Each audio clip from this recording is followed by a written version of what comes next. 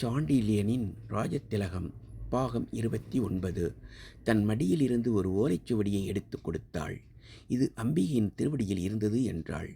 ஆச்சாரியார் சொன்னார், இந்த சுவடியை நீ எடுத்தது பற்றியும் சொன்னார். என்னை ஏதும் கேட்கவில்லையே. கேட்க வேண்டாம் என்று இருந்திருப்பார். குழப்பத்துடன் இளவரசனை நோக்கினாள். இந்த ஓலைச்சுவடியின் மேல் சுதர்சன சக்கரம் தீட்டப்பட்டிருப்பதை கவனித்தேன். ஒரு நாள் ஆச்சாரியாருக்கு தெரியாமல் பார்த்தேன் என்று கூறி அவனிடமிருந்து அந்த ஓலையை வாங்கி பிரித்து காட்டினாள். புரட்டி பார்த்த இளவரசன் வியந்தான். இந்த நாட்டு இளவரசன் நான், எனக்கே தெரியாதே என்றான். சிறிது மௌனத்துக்கு பின், சீனனை ஏன் வெளியில் அனுப்பிவிட்டாய்?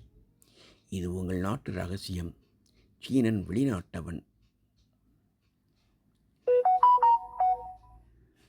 நீயும் வெளிநாட்டவள். உனக்கு தெரிந்துவிட்டது. ஆச்சாரியாரும் வெளிநாட்டவர். அவருக்கும் தெரிந்திருக்கிறது. எனது இணைப்பிரியா நண்பன், அவனுக்கு தெரிந்தால் என்ன? ரங்கபதகத்தேவி நிலத்தை நோக்கினாள்.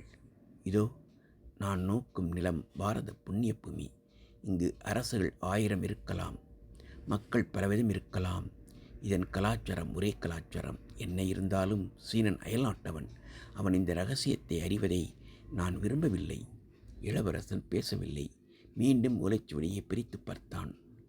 தேவி, இந்த சுவடியில் ஒவ்வொரு ஓலையும் இந்த மாளிகையின் ஒவ்வொரு பகுதியை குறிக்கிறது. ஆம். 7வது ஓலை இந்த அறையை குறிக்கிறது. ஆம். 7வது ஓலையின் மத்தியில் 2 கோடுகள் குறுக்கே தனிப்பட்டு இருக்கின்றன. அந்த இடம்தான் சுரங்கப்பாதை இருக்கும் இடம். சரி, வாருங்கள் என்று கூறி அவனுடன் கட்டிலுக்கு அடியில் உட்கார்ந்தாள்.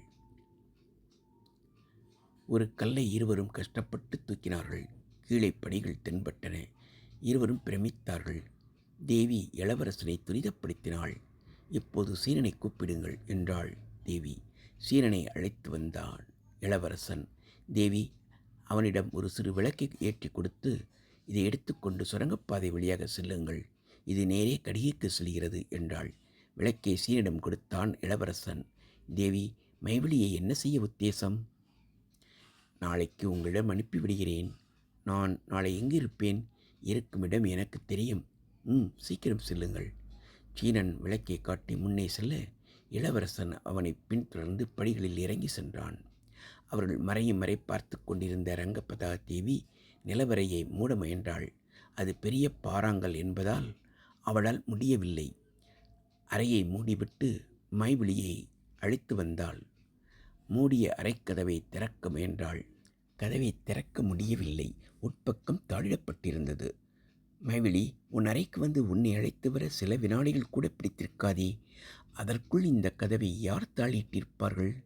அக்கா, நீங்கள் சொன்ன திட்டம் நம் இருவரை தவிர வேறு யாரும் அறிவதற்கும் வாய்ப்பில்லை.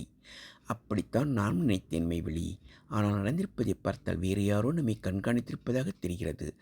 ஆமாம் மைவிழி, என்னை திடீரென அக்கா என்று அழைத்தாயே. உன்னை விட நான் வயதில் பெரியவளா என்ன? அக்கா, வயது ஒருவருக்கு உயர் பதவி அளிப்பதிலேயே வேறு எது அளிக்கிறதாம்? அந்தஸ்து. நீங்கள் அரச மகள், நான் கேவலம் ஒரு ஒற்றன் மகள்.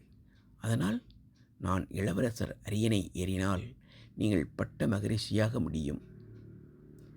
மைவிழி, இளவரசரை எனக்கு முன்பு நீதான் அறிவாய். இந்த மாளிகைக்கு வந்த பின்தானே அவரை எனக்கு தெரியும். அப்படி இருக்க அவர் என்னை எப்படி பட்ட மகரிஷியாக ஒப்புக்கொள்வார்? அக்கா, என்னை பட்ட மகரிஷியாக்கப் போவதாக அவரே சற்று முன்பாக என்னிடம் சொன்னார். ஆனால் அதை நான் ஒரு நாளும் ஒப்புக்கொள்ள மாட்டேன். பல்லவ சாம்ராஜ்யத்தின் பட்ட மகரிஷி ஓர் ஒற்றன் மகள் என்ற நிலை அவருக்கு ஏற்பட நான் சம்மதித்தால் என் காதலுக்கு அர்த்தம் இருக்க முடியுமா? இல்லை அக்கா, நீங்கள்தான் பல்லவ சாம்ராஜ்யத்தின் பட்ட மகரிஷி. நான் 2ஆம் அவளாகத்தான் இருப்பேன். இதை கேட்ட ரங்கபதகத்தேவி மைவிழியை அப்படியே இறுக தழுவிக்கொண்டாள். அடி மைவிழி, உன் தியாகம் எத்தனை மகத்தானது! உனது எண்ணங்கள் எத்தனை உயர்ந்தவை! எந்த அரச மகளும் உனக்கு ஈடல்ல என்று தேவி கூறினாள். அக்கா, உங்கள் தியாகம் மட்டும் சாமானியமானதா? நீங்கள் பல்லவர்களின் எதிரி மகள். உங்கள் தந்தையின் விரோதியையே சுரங்கப்பாதை வழியாக தப்ப வைத்திருக்கிறீர்களே. மைவிழி, நாம் ஏதோ பேசிக்கொண்டு வந்து விட்டோமே. அவர் சுரங்கப்பாதையை கடந்திருப்பாரா? அல்லது இந்த கதவை தாளிட்டவனால் தீங்கு நடந்திருக்கும்?